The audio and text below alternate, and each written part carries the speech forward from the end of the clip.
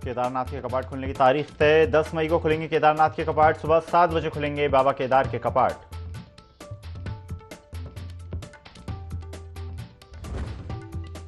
उधम सिंह नगर पहुंचे मुख्यमंत्री पुष्कर सिंह धामी। वनखंडी महादेव मंदिर में जलाभिषेक कर की पूजा अर्चना। प्रदेशवासियों की समृद्धि की कामना।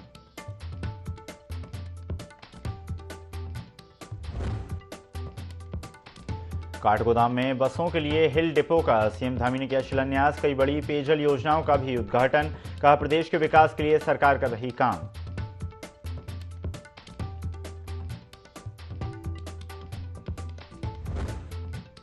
लोकसभा चुनाव से पहले कांग्रेस को एक और बड़ा झटका। दिग्गज नेता मनीष खंडूरी ने कांग्रेस से दिया इस्तीफा। पूर्व में पौड़ी लोकसभा से कांग्रेस के प्रत्याशी रह चुके हैं मनीष खंडूरी।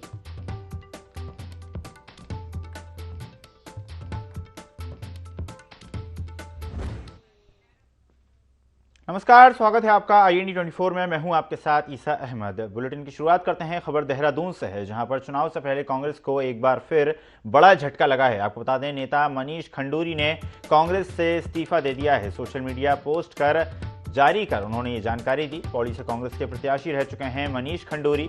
कांग्रेस के पुराने और वरिष्ठ नेताओं में माने जाते हैं। भाजपा में शामिल होने के लगाए जा रहे हैं कयास। भारतीय जनता पार्टी का सदस्यता अभियान लगातार जारी है, इसलिए कयास लगाए जा रहे हैं कि भारतीय जनता पार्टी की सदस्यता जल्द ही ले सकते हैं मनीष खंडूरी।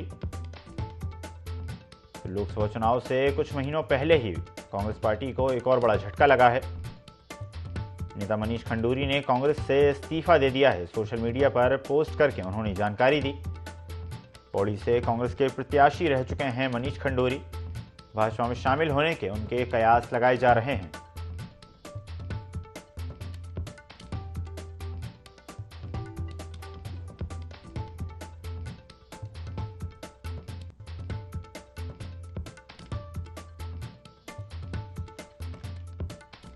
भारतीय जनता पार्टी में शामिल हो सकते हैं कांग्रेस नेता मनीष खंडूरी।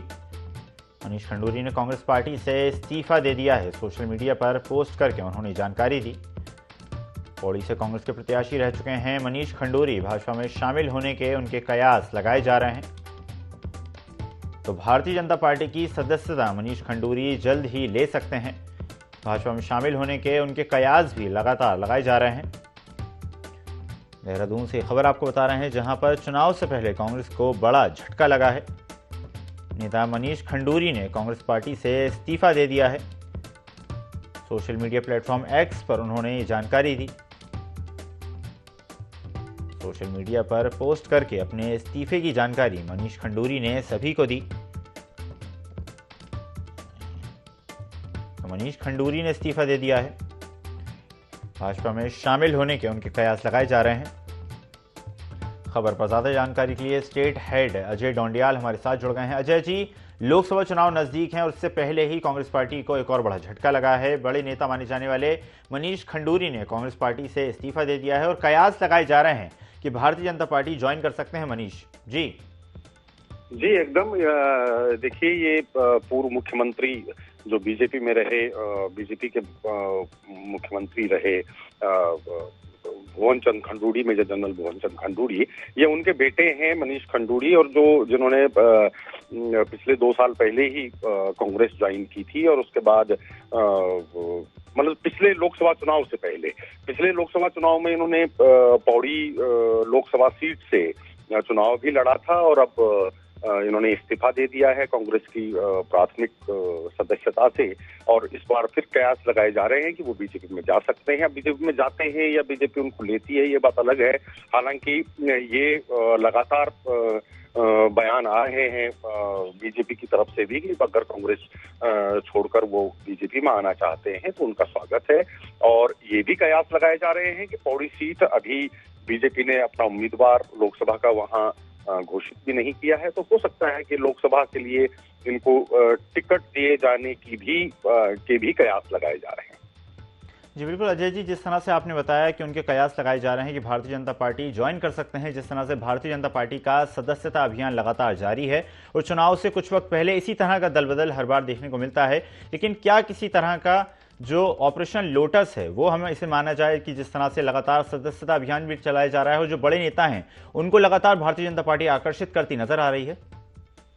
देखिए, बड़े नेता इस तौर पर भी वो हैं क्योंकि उनके पिताजी जो हैं मेजर जनरल रिटायर्ड भुवन चंद खंडूरी, वो मुख्यमंत्री रहे और जब उनका एक अपना एक जनमानस उनको एक्सेप्ट करता है, उसके बाद जब मनीष खंडूरी ने खुद कांग्रेस ज्वाइन की थी तो बहुत तरह की चीजें भी जनता के बीच चली और राजनीतिक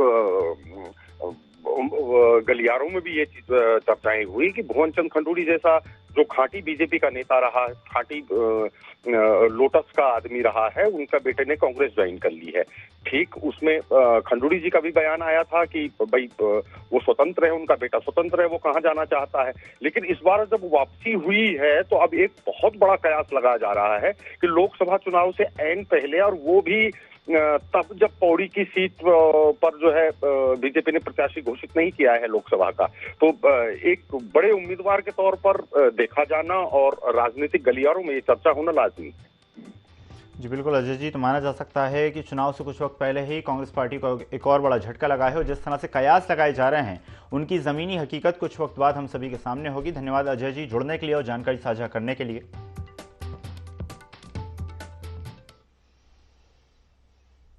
महाशिवरात्रि भोलेनाथ और माता सती के विवाह का दिन और इसलिए महाशिवरात्रि पर भक्तों का भगवान भोले के मंदिरों में उमड़ना भी स्वाभाविक है। बता दें कि भगवान भोले शंकर की ससुराल है। दक्ष नगरी कनखल में भी महाशिवरात्रि की धूम है। कनखल में भगवान शिव की ससुराल है। पौराणिक दक्षेश्वर प्रजापति महादेव मंदिर और हरिद्वार के सभी शिवालयों में भक्त भगवान शंकर का जलाभिषेक करने के लिए बड़ी संख्या में पहुंच रहे हैं। मान्यता है कि पौराणिक नगरी कनखल में स्थापित शिवलिंग दुनिया का पहला शिवलिंग है और यहाँ हुआ भगवान शंकर और माता सती का विवाह दुनिया का पहला विवाह था। साथ ही मान्यता है कि महाशिवरात्रि पर दक्षेश्वर महादेव मंदिर में भोलेनाथ का जलाभिषेक करने से सभी मनोकामनाएं पूरी हो जाती हैं। यहाँ की बहुत मान्यता है, ये भोलेनाथ की ससुराल है, सब यहाँ पे जल चढ़ाने आते हैं, हमें मनोकामना पूरी होती है, बहुत भीड़ होती है, यहाँ के बहुत अच्छा लगता है, सुख शांति मांगी भगवान से। महाशिवरात्रि का मतलब शिव विवाह रात्रि। शिव विवाह रात्रि शुद्ध शब्द का अपभ्रंश होकर शिवरात्रि बन गया है। शिव विवाह रात्रि आज भगवान शंकर की शादी सती के साथ दुनिया का प्रथम विवाह इसी कनखल भूमि पर हुआ था। विवाह की परंपरा यहीं से प्रारंभ हुई। चूँकि भगवान शिव और सती का विवाह का रात्रि था, उस रात्रि के उल्लास के उपलक्ष्य में शिवरात्रि पर्व मनाया जाता है। भगवान शिव की विवाह की उल्लासमय रात्रि को शिवरात्रि पर्व के रूप में मनाया जाता है। हल्द्वानी में महाशिवरात्रि के पावन पर्व पर मंदिरों में सुबह 4 बजे से ही शिव भक्तों की लंबी लंबी कतारें दिखाई दे रही हैं। सुबह से ही शिव भक्त जलाभिषेक करते नजर आ रहे हैं। वहीं प्रशासन ने सुरक्षा के पुख्ता इंतजाम करते हुए मंदिरों में पुलिस बल तैनात किया है। बता दें कि हल्द्वानी के प्राचीन शिव मंदिर में सुबह से ही भक्तों की भीड़ दिखाई दी, जिसको लेकर मंदिर के पुजारी ने बताया कि मंदिर के कपाट सुबह 4 बजे खोल दिए गए थे, जिसके बाद से ही भक्तों की भीड़ लगी हुई है और भगवान शिव पर जलाभिषेक किया जा रहा है।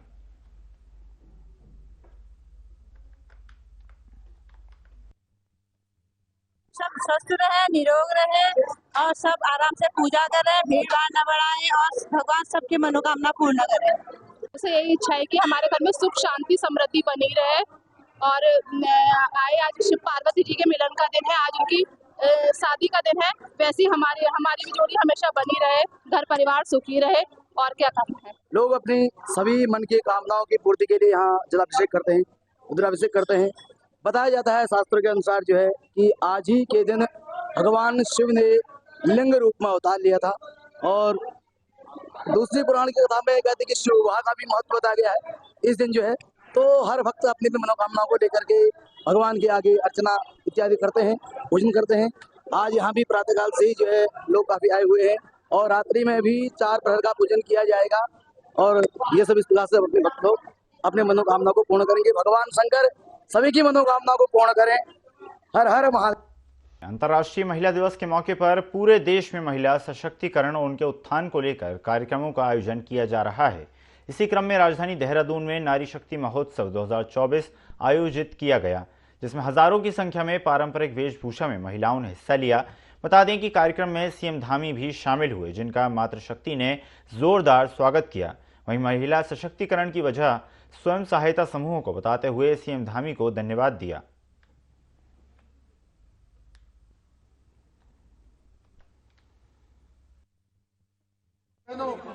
हम सभी जानते हैं कि हमने जो ये मातृशक्ति बंधन, मातृशक्ति के उत्थान के लिए, उनके प्रोत्साहन के लिए संपूर्ण 13 के 13 जिलों में उत्तराखंड के इस प्रकार के कार्यक्रम आयोजित किए थे और उसके पीछे हेतु था कि मातृशक्ति को आगे लाना है, हर क्षेत्र में उनकी सहभागिता होनी है। और हम सब जानते हैं कि उत्तराखंड राज्य निर्माण से लेकर उत्तराखंड को आगे बढ़ाने में, विकसित उत्तराखंड के स्वप्न को साकार करने में आप सभी का बहुत महत्वपूर्ण योगदान है। और उत्तराखंड में जो हमारी मातृशक्ति है उसकी हम वीरता, साहस, शौर्य और संघर्ष के रूप में अनेक नाम ऐसे हैं, चाहे आप तीलू रोतोली हो, राजमाता कर्णावती हो, विष्णु देवी शाह हो और अनेक विभूतियां जिनको याद किया जाता है। हमारी सरकार ने भी समृद्ध नारी, सशक्त नारी की संकल्पना को आगे बढ़ाते हुए महिलाओं के विकास के लिए अनेक योजनाओं को शुरू किया है, क्योंकि हम मातृशक्ति के विकास के लिए प्रतिबद्ध हैं, संकल्पबद्ध हैं। हमारी सरकार उत्तराखंड के हर जिले में उत्तराखंड को विकसित बनाने के लिए, मातृशक्ति के कल्याण के लिए अनेक योजनाओं को धरातल पर उतारने का काम कर रही है, अपनी योजनाओं में सम्मिलित करने का काम कर रही है। और इसके लिए हम सब लोग आप सबके आशीर्वाद से दिन रात कार्य कर रहे हैं। जहां पूरे देश में शिवरात्रि मनाई जा रही है, तो वहीं राजधानी देहरादून के प्रसिद्ध मंदिर टपकेश्वर में भी बड़ी संख्या में रात 12 बजे के बाद से ही श्रद्धालुओं की लंबी लंबी कतारें लगी हुई हैं। सभी श्रद्धालु जलाभिषेक करने के लिए ऐतिहासिक मंदिर टपकेश्वर पहुंचे हैं। इस दौरान पुलिस व्यवस्था भी सुरक्षा की दृष्टि से चाक चौबंद की गई।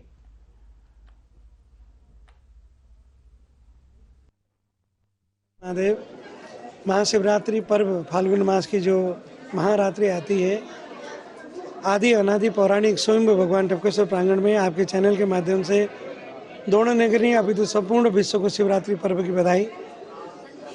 वर्ष भर का त्यौहार है, हिंदू हम धर्मावलंबियों के लिए एक अलौकिक पर्व है।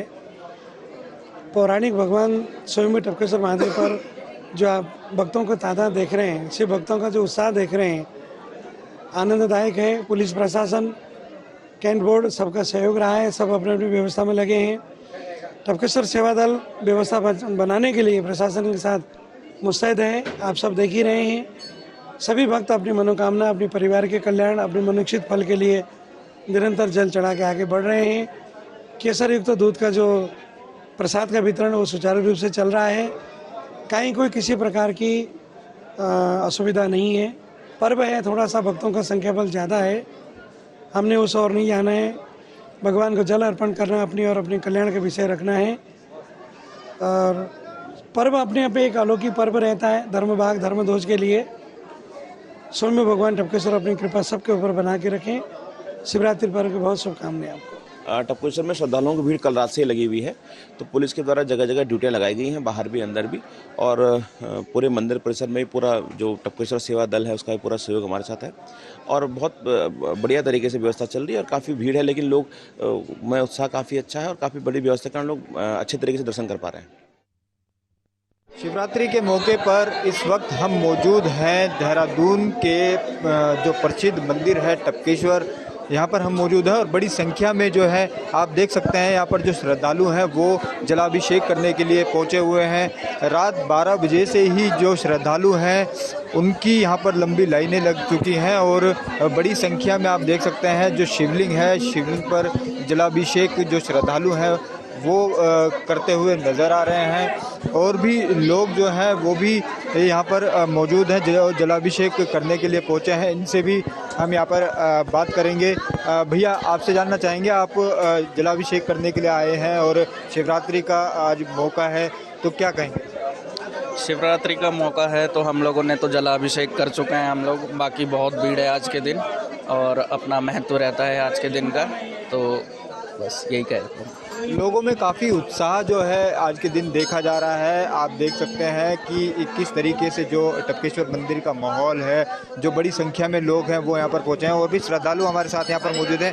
मैम, आपसे जानना चाहेंगे, जल चढ़ाने के लिए आप टपकेश्वर मंदिर पहुँचे हैं, क्या कहेंगे? महादेव की कृपा है, महादेव की कृपा से पहुँचे हैं और क्या। आपने जल चढ़ा दिया? इच्छा के बिना तो एक पत्ता भी नहीं हिलता, इच्छा है तो हम आ गए। और भी श्रद्धालु हैं, बच्चे हैं यहाँ पर, इनसे भी हम बात करेंगे। आपसे जानना चाहेंगे कि आप भी पहुँचे हैं जल चढ़ाने के लिए भोलेनाथ से, क्या जो है प्रार्थना है?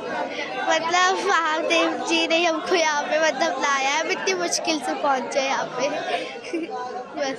तो देखा जा सकता है कि जो छोटे बच्चे हैं वो भी शिवरात्रि के मौके पर इस मंदिर में पहुँचे हैं जल चढ़ाने के लिए, और जो यहाँ पर श्रद्धालु पहुँचे हुए हैं उनसे भी बात करेंगे। मैम, आपसे भी जानना चाहेंगे, मैम एक्सक्यूज मी मैडम, आपसे भी जानना चाहेंगे कि जल चढ़ाने के लिए आप लोग यहाँ पहुँचे हैं, कब से आप जो है, कितनी देर हो गई आपको आए हुए? जो है लंबी कतारें इस दौरान लगी? 5:30 बजे से लगे हुए हैं, 5:30 बजे से लाइन में लगे हैं, फिर किसी से थोड़ी बहुत सेटिंग बिठाई तो यहाँ तक आ गए। क्या आपने जल चढ़ा दिया अभी? नहीं, अब जा रहे हैं। तो ये सभी श्रद्धालु हैं जो इस मौके पर आज यहाँ पर पहुँचे हैं और बड़ी संख्या में जो है टपकेश्वर मंदिर में हर वर्ष शिवरात्रि के मौके पर श्रद्धालु यहाँ पर जल चढ़ाने के लिए पहुँचते हैं। देहरादून से IND 24 के लिए विनय सूद। चंपावत जिला मुख्यालय से लगे शिलिंग टॉक स्थित चाय बागान में पर्यटन विभाग की ओर से आयोजित कार्यक्रम का प्रधानमंत्री नरेंद्र मोदी ने कश्मीर से वर्चुअली शुभारंभ किया, जिससे चंपावत चाय बागान को अंतर्राष्ट्रीय स्तर पर जल्द ही नई पहचान मिलेगी। स्वदेश दर्शन के तहत इस क्षेत्र में अनेक कार्य किए जाएंगे। प्रधानमंत्री नरेंद्र मोदी ने चंपावत चाय बागान में 70 करोड़ रुपए की लागत की पर्यटन सुविधाओं का वर्चुअल माध्यम से शुभारंभ कर चंपावत जिले को एक बड़ी सौगात दी है। जिले में पर्यटन सुविधाओं का विकास होने से चंपावत में चाय उत्पादन के साथ ही पर्यटन को भी बढ़ावा मिलेगा, जिससे पर्यटन गतिविधियों से नई पहचान मिलेगी।